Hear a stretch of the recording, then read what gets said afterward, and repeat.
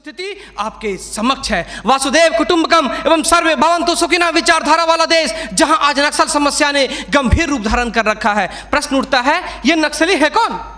समाज के सबसे शांत, शहरों से दूर जंगलों में रहने वाले तथा खेतों के माध्यम से अपने जीवन यापन करने वाले वो लोग जो अपने पूर्वजों द्वारा दिए गए धरोहर को बचाने के लिए सरकार के खिलाफ हथियारबंद हो गए हैं और अंततः ये लोग नक्सली बनने पर मजबूर होते हैं। महोदय, आधुनिकीकरण के नाम पर उन गरीब आदिवासियों की जमीनों को छीन ली गई तथा उन्हें मजबूर कर दिया बंधुआ मजदूर बनने पर, किंतु आज उनकी अधिकारों की कोई बात तक नहीं करता। मन समर्पित, तन समर्पित और यह जीवन समर्पित। मैं पूछता हूं, देश की धरती तुझे क्या दूं, क्यों दूं और किस लिए न्यौछावर करूं अपना सब कुछ तुम पर? क्या इसलिए कि मुझे देशद्रोह जैसे शब्दों से नवाजा जाए या इसलिए कि मुझे फर्जी इनकाउंटर में मार दिया जाए? जी हां अध्यक्ष महोदय, कुछ ऐसा ही समय था जब मान्य सूर्य लखन भैया सोहराबुद्दीन तथा तुलसीराम प्रजापति को फर्जी इनकाउंटर में मार दिया गया। यह कैसी विडंबना है महोदय। हमारे विपक्षी साथी द्वारा मानव अधिकार का संरक्षण किए बगैर ही राष्ट्रीय सुरक्षा की बात करते हैं। जब आम लोगों का कोई अधिकार ही नहीं हो तो इस स्थिति में राष्ट्रीय सुरक्षा का क्या मतलब? मैं पूछना चाहता हूं अपने विपक्षी साथियों से,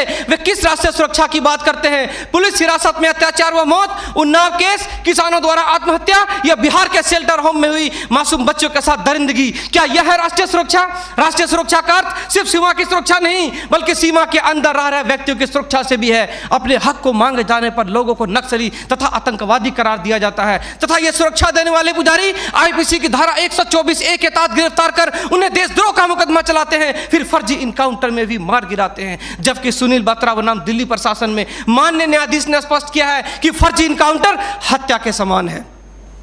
10 जुलाई 2004 को मनोरमा देवी के साथ दुष्कर्म और उसकी हत्या तथा पूर्वोत्तर राज्य की महिलाओं द्वारा हम सुरक्षा बलों के समक्ष निर्वस्त्र होकर विरोध प्रदर्शन करना इस बात का द्योतक है कि हम सुरक्षा बलों ने arms force special power act का दुरुपयोग कर नाजायज फायदा उठाया है। वहां के लोगों को जबरन गिरफ्तार कर उसे मानसिक एवं शारीरिक रूप से प्रताड़ित किया है तथा उनकी बहु बेटियों के साथ दरिंदगी कर मानवता को संसार किया है। यह देश की सभ्य समाज एवं लोकतांत्रिक शासन प्रणाली पर प्रश्नवाचक चिन्ह है। सीआरपीसी की धारा 41, 42, 107, 151 के तहत बिना वारंट गिरफ्तार करने की शक्ति, सीआरपीसी की धारा 129, 130 मजमे को तितर बितर करने की शक्ति और जरूरत पड़ने पर गोली चलाने तक की शक्ति इन सुरक्षा बलों को दी गई है। और कितने अधिकार दिया जाए इन्हें? तो दे दो रोलेक्ट एक्ट जैसा अंधा कानून और ढूंढते रहो इतिहास के पन्नों पर स्वतंत्रता एवं समानता जैसी शब्दों को। महोदय, आज जरूरत है चिंतन की, मंथन की, जागरूकता की, लोगों में विश्वास जगाने की। आज जरूरत है सुपर 30 जैसे संस्थानों की, ताकि अपने पथ से भटके हुए बच्चों को उचित शिक्षा,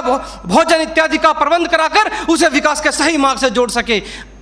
अंत में फैसला माननीय निर्णायक मंडल के पर छोड़ते हुए गुरुदेव रविन्द्रनाथ टैगोर की इन पंक्तियों के साथ मैं अपनी वाणी को विराम देना चाहूंगा कि मैं जीना चाहता हूं इंसानों की फौज के बीच में, मैं जीना चाहता हूं उगते सूरज की किरणों के बीच में, सुंदरता और सुगंध के बीच में। मेरी इच्छा है काश मिल जाए मुझे थोड़ी सी जगह इन जीने वालों के दिलों के बीच में। जय हिंद।